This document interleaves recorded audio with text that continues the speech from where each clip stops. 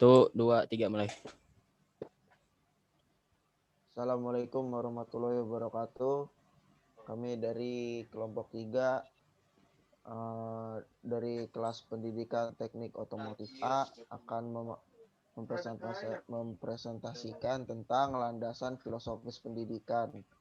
Kami dari kelompok 3 yang beranggotakan saya Asep Saipullah dengan NIM 2002860, Azhar Fatur Rahman dengan NIM 2003935, Muhammad Bisma dengan NIM 2004036, dan Dava Prasetyo dengan NIM 2009375.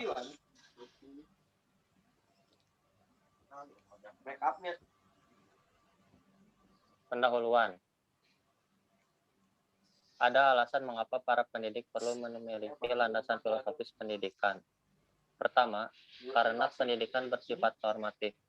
Maka, dalam rangka pendidikan diperlukan suatu acuan atau titik tolak yang bersifat preskriptif atau normatif pula. Hal tersebut bersumber pada agama, hukum, dan filsafat. Kedua, pendidikan tidak cukup dipahami hanya melalui pendekatan yang bersifat parsial dan deskriptif, melainkan perlu dipandang pula secara holistik.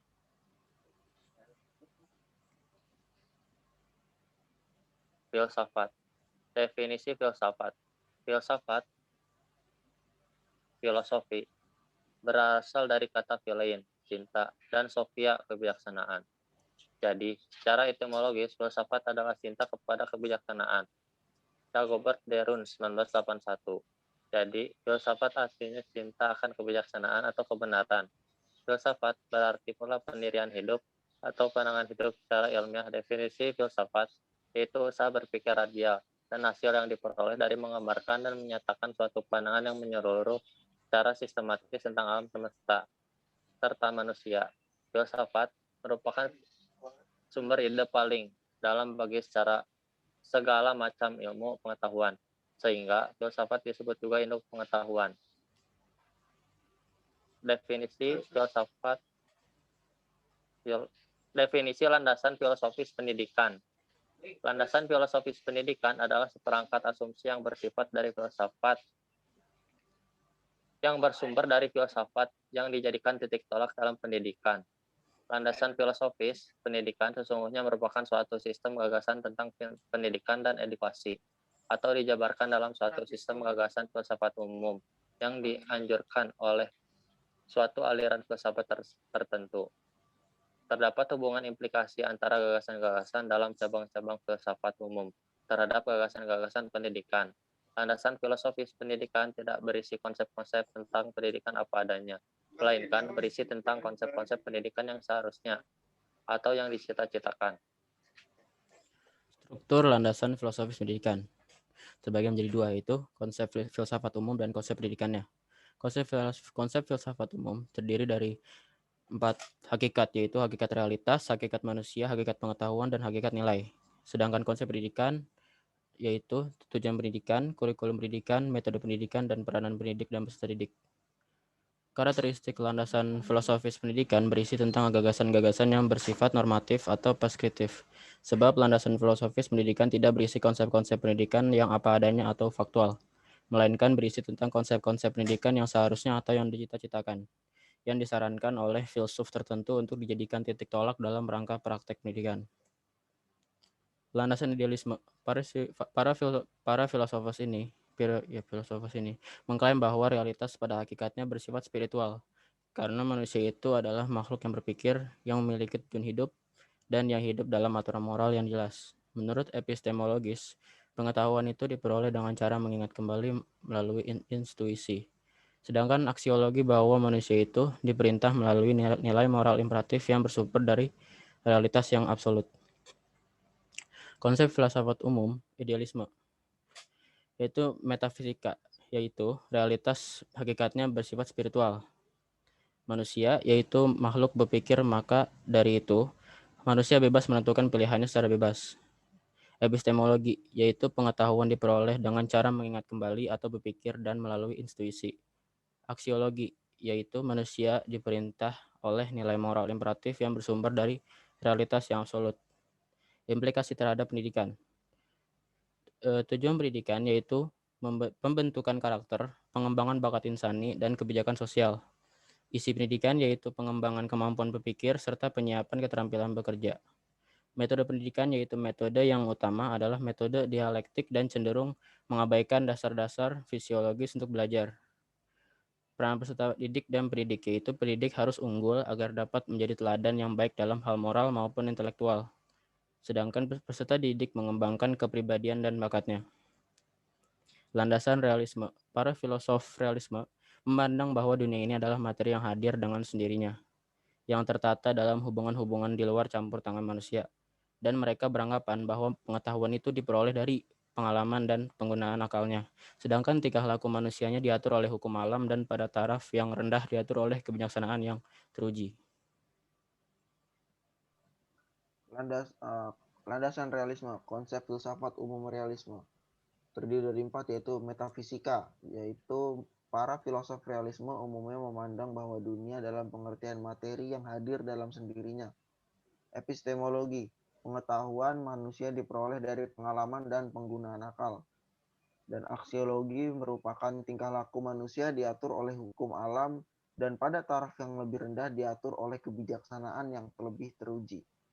Implikasi terhadap pendidikan. Tujuan pendidikan yaitu pendidikan berfungsi sebagai penyesuaian diri dalam hidup dan mampu melaksanakan tanggung jawab nasional. Isi pendidikan yaitu bersifat komprehensif yang berisi sains, matematika, dan ilmu sosial. Metode yang digunakan yaitu bersifat logis dan psikologis. Peranan peserta didik dan pendidik yaitu peserta didik harus menguasai pengetahuan, taat pada aturan, dan berdisiplin. Sedangkan pendidik harus menguasai teknik-teknik mengajar dengan kewenangan menuntut prestasi siswa. Landasan filosofis pendidikan pragmatisme.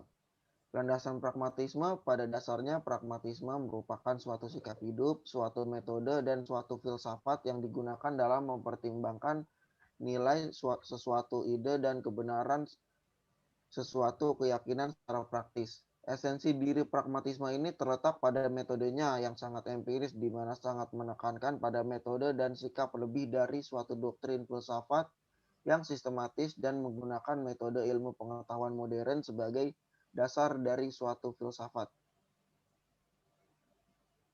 Landasan pragmatisme.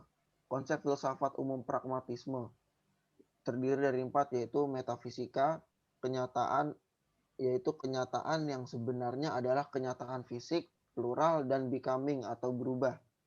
Manusia yaitu manusia adalah evolusi biologis, psikologis, dan sosial.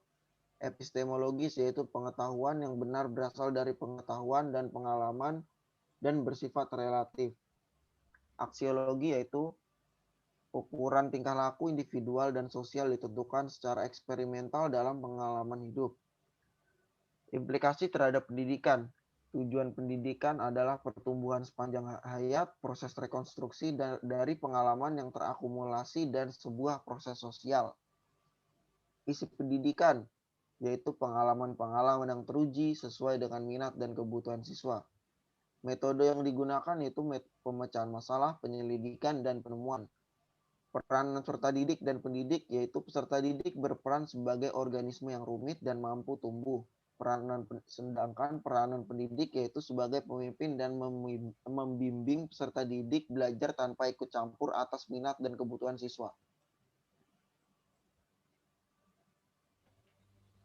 Konsep filsafat umum terbagi menjadi 3, ada metafisika, epistemologi, dan aksiologi.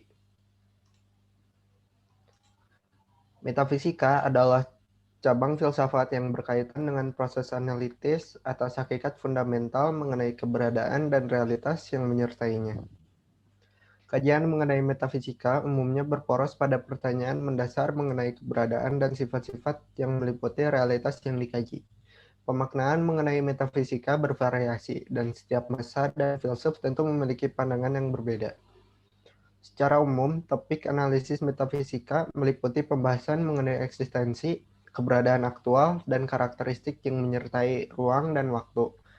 Relasi antar keberadaan seperti pembahasan mengenai kausalitas, posibilitas, dan pembahasan metafisis lainnya.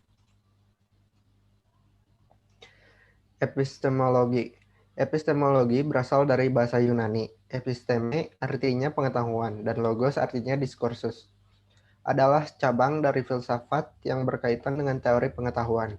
Epistemologi mempelajari tentang hakikat dari pengetahuan, justifikasi, dan rasionalitas keyakinan. Banyak perdebatan dalam epistemologi berpusat pada 4 bidang, yaitu 1. Analisis filsafat terkait hakikat dari pengetahuan dan bagaimana hal ini berkaitan dengan konsep-konsep seperti kebenaran, keyakinan, dan justifikasi. 2. Berbagai masalah skeptisisme. 3. Sumber-sumber dan ruang lingkup pengetahuan dan justifikasi atas keyakinan. Dan 4. Kriteria bagi pengetahuan dan justifikasi.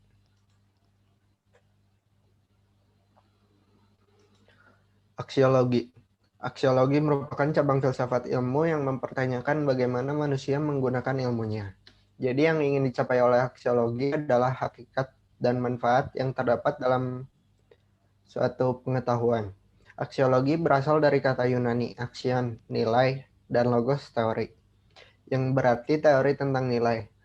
Sumber pertama segala nilai hakikatnya adalah Tuhan Yang Maha Esa. Karena manusia adalah makhluk Tuhan, pribadi atau individual dan sekaligus insan sosial. Maka hakikat nilai diturunkan dari Tuhan Yang Maha Esa, masyarakat, dan individu. Ya, terima kasih banyak atas waktunya. Itu tadi merupakan hasil diskusi kami dari kelompok 3 mengenai landasan filosofis pendidikan. Untuk selanjutnya akan dibuka sesi tanya jawab yang akan dilaksanakan pada Zoom yang telah dimasuki teman-teman semua. Terima kasih atas perhatiannya. Wassalamualaikum warahmatullahi wabarakatuh. Waalaikumsalam. Ini cara matiin gimana sih? Oh, ini dia.